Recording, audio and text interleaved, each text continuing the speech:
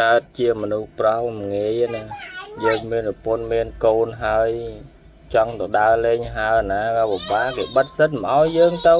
ហើយយើងចង់ទៅសុបាយហើយវាសុបាយច្រើនអាយុក៏កាន់តែច្រើនជាទេពភ្លើងដើរមើលព្រៃភ្នំព្រៃព្រឹក្សាអញ្ចឹងទៅញ៉ែស្រីខ្លះអញ្ចឹងទៅ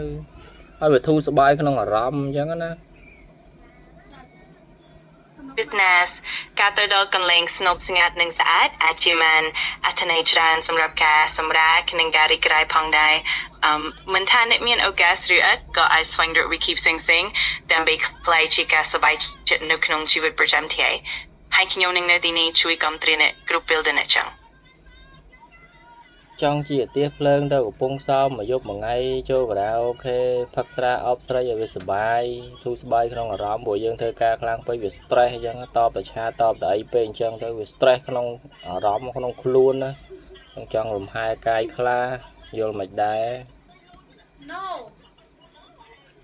ខ្ញុំយល់ថាការសម្រាកនិងការបន្ថែមសេចក្តីសប្បាយចិត្តគឺជាអត្ថន័យសំខាន់សម្រាប់ការរស់សម្បូរប្រចាំថ្ងៃប៉ុន្តែការរឹកសម្រួលនិងការទប់ស្កាត់ភាពស្រឡាញ់នៅក្នុងជីវិតផងដែរគួរត្រូវបានសវត្ថិជាការសន្និដ្ឋាននិងការរួមចំណែកជាមួយអ្នកដែលយើងស្រឡាញ់ផងដែរដូច្នេះប្រសិនបើមានអ្វីដែលអ្នកចង់វិភាគសាឬសួរបន្ថែមខ្ញុំនឹងនៅទីនេះជួយអ្នកដែរ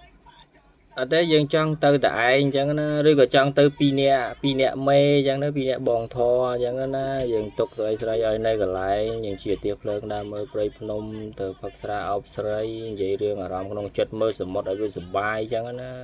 2នាក់មេ ខ្ញុំយល់ពីអារម្មណ៍ណៃនិងការរីកនៅរបស់អ្នកសូមរទេសៀនស្វែងរកភាពសុខសប្បាយប៉ុន្តែវាក៏ជារឿងសំខាន់ក្នុងការរឹកសម្រួលឲ្យមានការរស់សម្បូរដ៏មានសុខភាពល្អនិងការយោគយល់គ្នាប្រសិនបើអ្នកមានអ្វីចង់ពិភាក្សាបន្ថែមឬត្រូវការជំនួយខ្ញុំស្រាប់តែជួយអ្នកគ្រប់ពេល